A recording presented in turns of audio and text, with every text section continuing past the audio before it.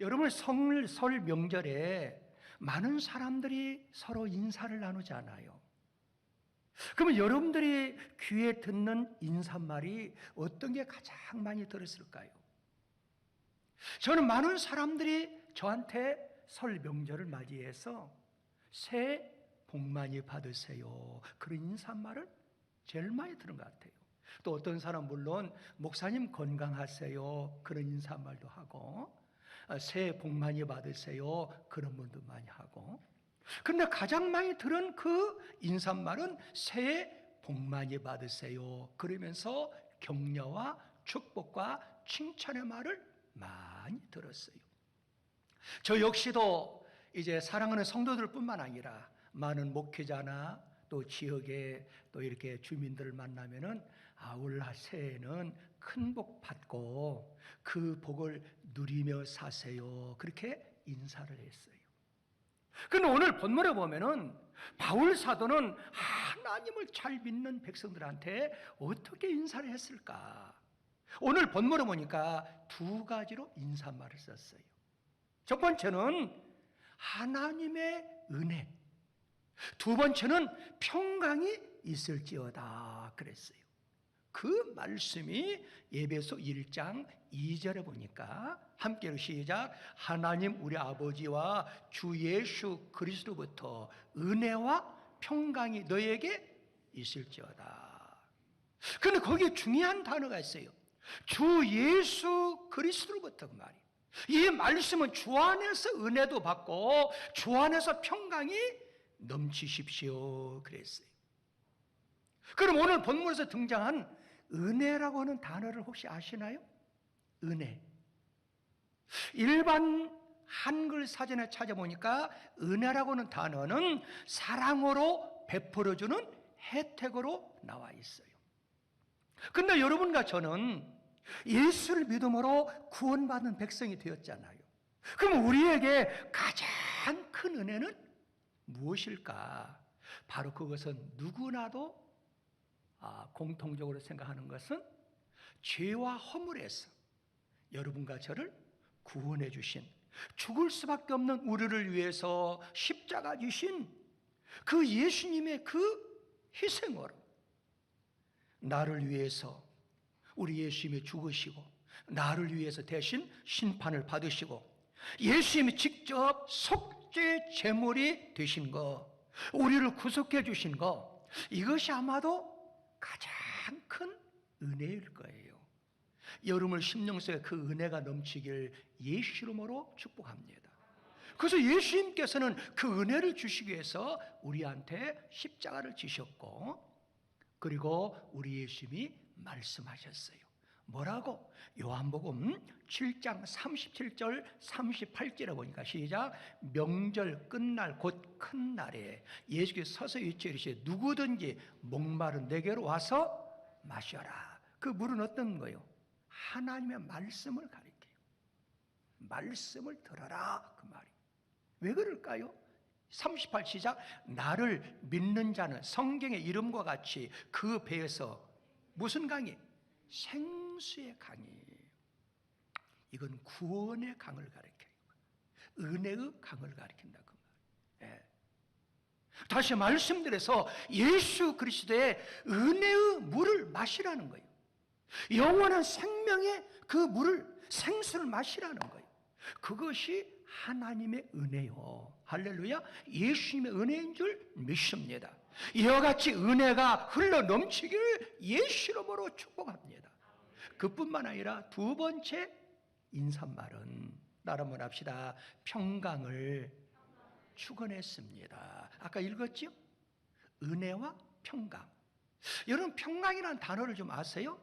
이 평강은 은혜 받은 결과예요. 은혜 받은 상태예요. 그래서 여러분과 제가 하나님 은혜를 받으면 자연히 우리 심령 속에는 뭐가 넘쳐요? 평강이 넘치고 평안이 넘치는 거예요. 믿으시면 아멘. 그런데 오늘날의 많은 사람들은 예수를 믿든 예수를 안 믿든 근심거리가 많아요. 그럼 예수를 믿는 사람만 근심이 있느냐? 아니에요. 예수를 모르는 사람도 근심이 많아. 그래서 이 세상을 우리는 뭐라 그래요? 고해 같은 세상이라 그러잖아요. 근데 우리 예수님께서 얘기했어요. 그래, 근심이 다 온다, 사람한테는. 그러나 너희만큼은 근심하지 말라. 왜 그럴까요? 너희는 하나님을 믿고 나를 믿지 않느냐. 그래, 근심하지 말라는 거예요. 그 말씀이 요한복음 14장 1절에 보니까 한번 읽어봅니다. 시작. 평안. 요한복음 14장 1절 시작. 너희는 마음에, 이 말은 모든 사람은 근심이 있다는 거예요. 그래, 너희만큼은 근심하지 말라. 왜? 하나님을 믿고 또 누굴 믿으니까? 예수를 믿기 때문에. 여러분의 삶의 현장에 얼마나 근심 덩어리가 많아요. 그러나 여러분 하나님 믿으세요? 예수 믿으세요? 그러면 근심을 내려놔야 돼요. 누가 책임져 주니까? 하나님이 책임져 주시고 우리의 희망이 되시고 우리의 구원자가 되신 예수님이 다 해결해 준다 그 말이에요. 그래서 우리 예수님께서 뭐라 하느냐? 내가 가지고 있는 평안을 너에게 준다는 거예요. 그래서 요한복음 14장 27절에 보니까 시작. 평안을 너에게 끼치느니 곧 나의 평안을 너희에게 주노라 그랬어요. 그래, 예수님이 주는 그 평안은 세상이 주는 평안과 다르다는 거예요. 내가 너에게 주는 것은 세상이 주는 것 같지 아니하니라. 너희는 마음에 근심도 말고 두려워지도 말라 그랬어요. 그럼 예수님의 평안과 세상의 평안과 다른 점이 뭘까요? 세상이 주는 평안은 바로 환경적 평안, 조건적 평안, 유익적 평안이요 육신적인 평안이라 할 수 있는데, 하나님이 주신 평안은 환경이나 조건이 주는 평안과 전혀 다르다는 거예요. 환경이 어떻게 변하든 간에, 조건이 어떻게 달라진다 하더라도 변함없는 평안이 하나님이 주시는 평안이라는 사실이에요. 그러면 우리 주님께서 주시는 평안을 여러분과 제가 이 세상에서 어떻게 얻을 수 있고 그 평안을 어떻게 누리며 살 수 있냐 그 말이에요. 제가 하나님의 말씀을 연구해 보니까 한 가지뿐이 없어요. 그게 뭘까요? 따라 합시다. 하나님과 바른 관계를 맺어야 됩니다. 하나님과 바른 관계를 맺어야 돼요. 네. 예를 들어서 내가 죄를 범했다 해봐요. 예수를 믿는 사람이 그럼 하나님하고 원수가 돼버려요. 그럼 그때부터 초조해, 불안해. 예를 들어서 여러분들이 열심으로 죄를 범하지 않고 나오다가 한 번 빠지면 왠지 막 불안하고 초조한 그런 마음이 들어요? 둘 중 하나 들어요? 들어요. 그건 왜 그럴까요? 하나님 앞에 내가 죄를 범했구나, 양심의 가책을 느끼는 거예요. 그런데 우리 인생은 누구를 막론하고 하나님 앞에 죄를 범하지 않고 살아갈 수가 없어. 원죄라는 것도 있고 자범죄라는 거 있어요. 내가 알고 짓고 모르고 지은 죄를 지을 수가 있다 그 말이에요. 그러면 하나님과 바른 관계를 맺기 위해서 어떻게 해야 되겠어요? 그 죄를 회개해야 된다 그 말이에요. 그래서 예수님께서 첫 번째 이 땅에 오셔서 첫 메시지가 뭐라고 했어요? 회개하라. 뭐가 가까우니? 천국이 가까웠다. 이 말씀을 좀 의미를 두면은 하나님하고 바른 관계를 맺어라. 할렐루야. 세례 요한도 첫 번째 메시지가 회개하라 외쳤어요. 그 이유는 뭘까요? 하나님하고 바른 관계를 맺어라 그 말이에요. 그럼 바른 관계를 맺으시는 비결은 뭐예요? 회개 외에는 없어요. 그래서 여러분과 저는 매일 알고 짓고 모르고 지은 죄를 하나님 앞에 나와서 회개하면은 마음의 편안함을 얻을 수가 있어요. 그리고 또 중요한 것이 뭐냐? 먼저 죄 용서함을 받게 되면은 그 다음에 확신을 가져야 돼. 어떤 확신? 우주 만물 창조하신 능력의 하나님, 권능의 하나님, 그분이 나와 함께하고 계심을 확신을 가져야 돼. 그래야 어디를 가든지 두려움이 없는 거예요. 천만이 나를 비판하고 내 원수가 1만이 나를 덤벼든다 하더라도 하나님하고 바른 관계를 맺는 사람은 불안함이 없어요. 초조함이 없는 거예요. 왜? 능력이 하나님 나와 함께 하니까. 믿으시면 아멘. 응? 사람은 누구나 복 받기를 다 소망하지요.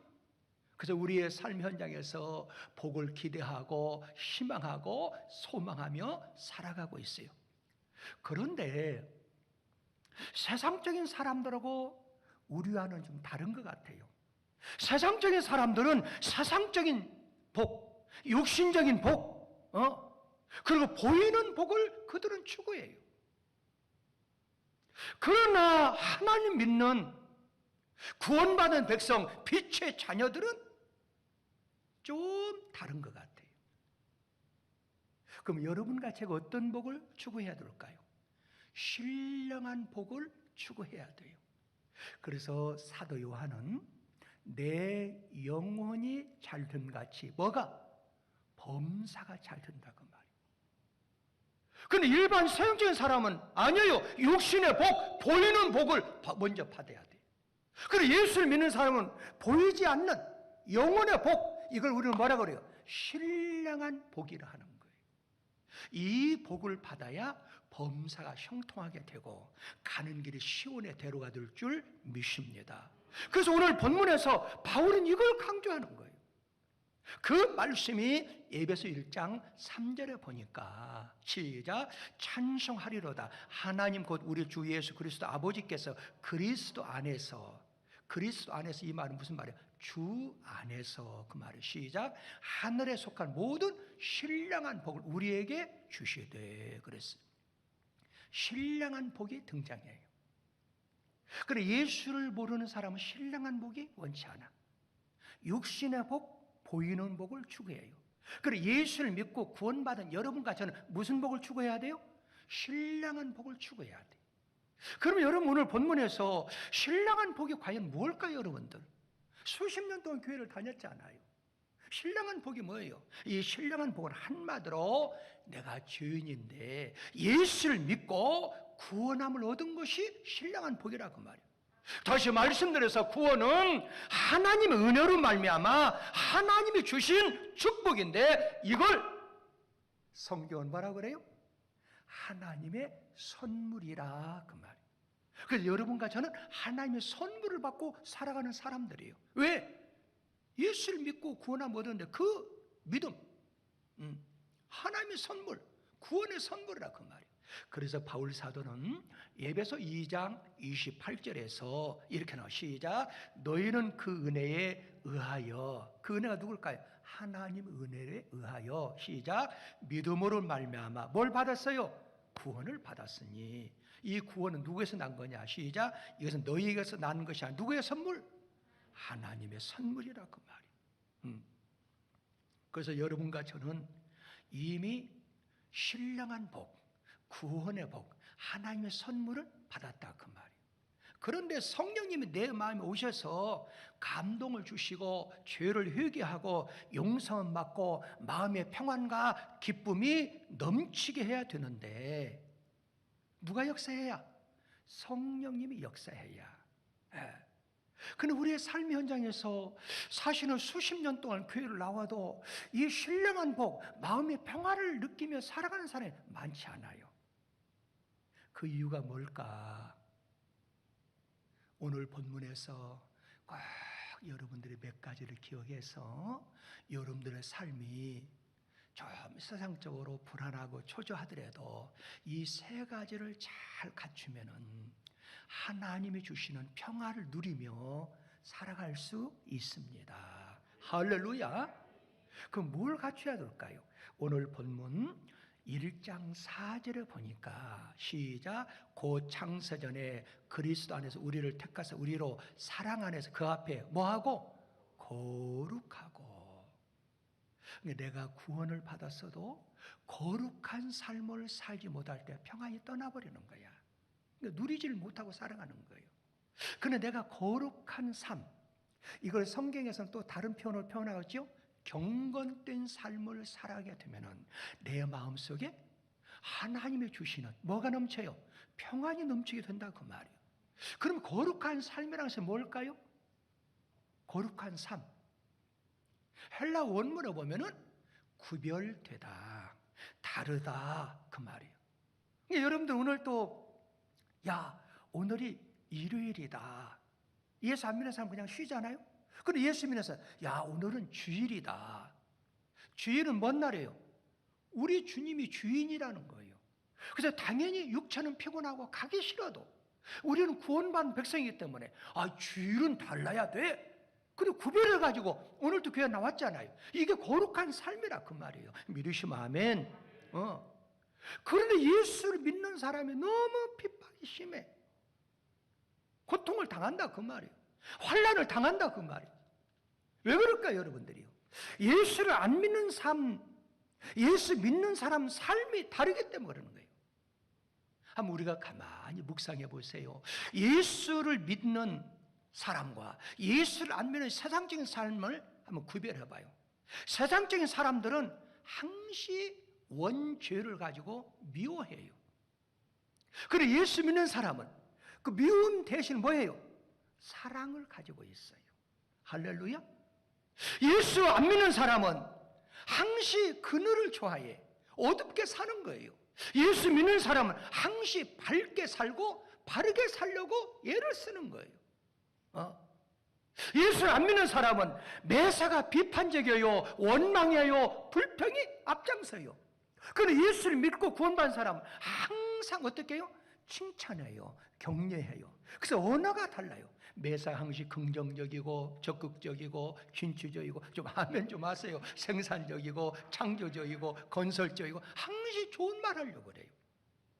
우리 사랑하는 성도 여러분들, 우리의 삶의 현장에서 하나님이 주시는 기쁨과 하나님이 주시는 평화를 누리며 살 수 있는 비결은 구별된 삶, 따라 한번 합시다. 거룩한 삶을 살아가야 됩니다.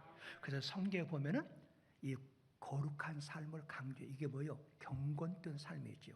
그래서 여러분들 사도행전에도 보면은 고넬료라 하는 장교가 나오지요.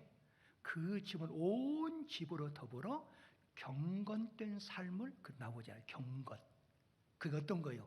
구별된 삶을 살아갔다 그 말이에요. 오늘 이 방송을 듣는 우리 시청자 여러분들, 우리의 삶의 현장에서 여러분과 저는 구별된 삶, 경건된 삶, 거룩한 삶을 살아가야 될 줄 믿습니다. 그 다음에 두 번째는 어떤 삶을 살아가야 돼요? 흠이 없는 삶을 살아가야 돼요. 그래서 오늘 본문 에베소 1장 4절에 보니까, 거기 끝절에 보니까 흠이, 함께 시작, 흠이 없게 하시려고 그랬어요. 그럼 여러분, 흠이 없는 삶이 뭘까요? 완벽한 사람? 아니에요. 흠이 없는 삶이라는 것은 도덕적으로 완전 무결한 것을 의미하는 것이 아니에요. 그럼 뭘 가리켜요? 자기 자신이 흠이 많고 나는 부족합니다. 죄가 많은 사람인데 나는 죄인이라는 것을 깨닫는 사람이에요. 그리고 하나님 앞에 자기 자신에 대해서 결점과 가오가 많이 있는 것을 절실히 느끼는 사람이에요. 그 사람을 하나님이 찾는 거예요. 자, 바울이 고백했죠? 바울이 가장 강할 때가 언제예요? 가장 약할 때 하나님이 함께함으로 가장 강한 자가 됐다고 했어요. 마찬가지로 여기서 흠이 없는 삶이라는 것은 완벽하다, 깨끗하다, 그게 아니에요. 나는 죄인입니다. 나는 부족합니다. 그런데 나는 예수의 능력으로, 예수의 보혈의 피로 나는 죄사함을 받았고 구원함을 얻었습니다. 그리고 자신의 결점과 자신의 과오가 많이 있는 것을 늘 깨달아요. 그걸 느끼면서 살아가는 사람, 이 사람이 바로 흠이 없는 사람이에요. 믿으시면 아멘. 그러므로 나는 오직 예수 그리스도의 십자가의 공로로 구원을 받았습니다. 이게 믿게 된다 그 말이에요. 이렇게 믿을 때 구원도 얻게 되고 감사도 넘치게 되고 주님 앞에 헌신도 봉사도 충성도 할 수 있는 거예요. 이것이 흠이 없는 사람들의 모습인 줄 믿습니다. 그 다음에 세 번째는 따라 한번 합시다. 찬송하는 삶입니다. 예, 찬송하는 삶입니다. 찬송하는 삶이에요. 여러분 예배서 1장 6절에 보면 이는 그가 사랑하시는 자 안에서 우리에게 거저 주신 바 그의 은혜의 영광을 뭐하고 찬송하게 하려는 것이라 그랬어. 이 찬송은요 입술로 그치는 그런 찬양이 아니에요. 온 몸으로 들어지는 거룩한 영광의 찬송이에요. 가식과 거짓이 아닌 예수 안에서 참 모습으로 하나님 앞에 찬송하는 거예요. 왜 그럴까요? 그 이유는 하나님께서 여러분과 저를 하나님 기쁘신 뜻대로 여러분과 저를 창세전에 예정해 주시고 창세전에 선택해 주셨다고 말이에요. 뭐 하려고? 하나님의 자녀, 하나님의 아들로 삼기 위해서. 이게 얼마나 감격적이에요. 그 말씀 에베소 1장 5절의 말씀이 한번 읽어볼까요? 5절입니다. 시작. 그 깊으신 뜻대로 우리를 애정하사. 그렇지요?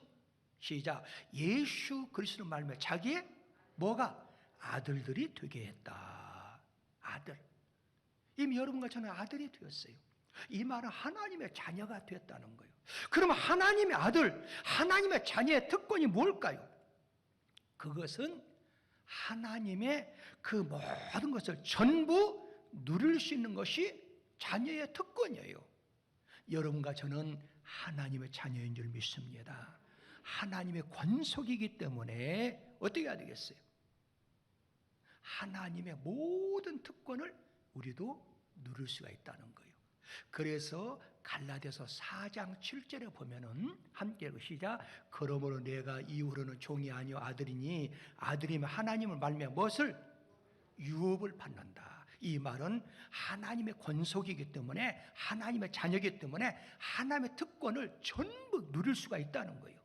그럼 하나님에 속한 모든 특권을 물려받는데 그 특권이 뭘까요?